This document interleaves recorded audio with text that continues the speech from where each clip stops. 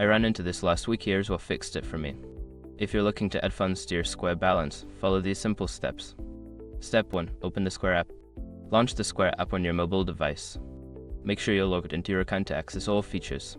Step 2. Navigate to Balance. Once logged in, tap on the Balance option located at the bottom of the screen.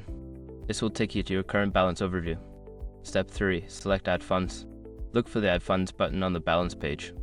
Tap it to proceed to the funding options. Step 4. Choose your funding method. You will see various methods to add funds such as bank transfer or credit card. Select the one that suits you best. Quick gotcha, if you choose bank transfer, remember it may take a few days to reflect in your balance, so plan ahead.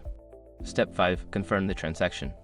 After selecting your method, enter the amount you wish to add and confirm the transaction. You should receive a notification once the funds are added. And that's it. You should now have successfully added funds to your Square balance. If you run into any issues, don't hesitate to reach out to Square support.